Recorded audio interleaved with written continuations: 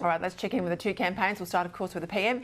Joining me now, senior political reporter Trudy Macintosh.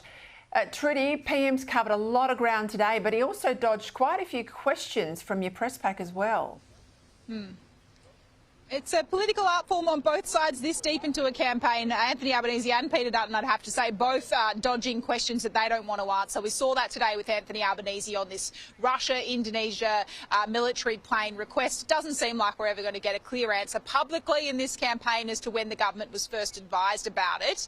It has been a pretty mammoth day in terms of the pace. We started on the New South Wales Central Coast, then driving back to Sydney where the Prime Minister hit two pre-poll booths, the most marginal seat for Labor in the country, Bennelong, and then on the offensive in the Liberal-held seat of Banks in Sydney's south, held by the Shadow Foreign Minister David Coleman. Just a bit of behind the scenes there. In terms of how long the Prime Minister is actually on the ground, on both occasions, I think it was less than 5 minutes. So I don't know how much help there actually are in meeting voters with that scrum of press around them. Then ending the afternoon in Cabramatta, a street walk. A lot of love for Anthony Albanese and the Labor candidate to lead there. Labor, let's be frank, shouldn't have lost the seat in 2022. It did so as a result of a poor candidate choice. The PM's admitted that now in Christina Keneally. It's been a pretty colourful day, I'd have to say, in some of these pre-poll appearances. It was a fringe Senate candidate, not really a protester, a woman who's running for the New South Wales Senate ticket for Fatima Payman, a former Labor senator who had a lot to say right next to the Prime Minister about Palestine. There is blood on your hands. How many more babies need to die for a photo op? You are complicit in the genocide of my people.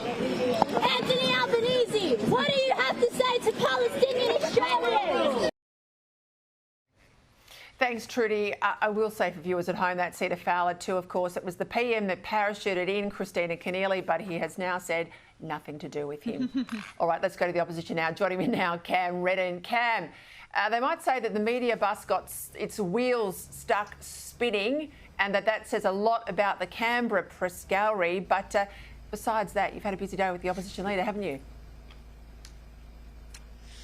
Yeah, sometimes the TV metaphors just write themselves in this job. Peter, the bus on a Monday morning, busy in the middle of the Sydney CBD, hitting a bike lane, or it was the median strip anyway. So, you know, a few false start lines doing their rounds in the TV packages, I would suspect, tonight. But from there, we covered a little bit of the similar ground we saw the Prime Minister go through today. But we began in Patterson up north and around the Newcastle area, 2.5% seat, then tracking down into Robertson around Gosford, a 2% seat. These are two real must-win seats for the coalition if they are to find a path to government on Saturday night. We're continuing a big blitz of New South Wales at the moment, out to a big rah-rah rally event with some of the Liberal faithful right now.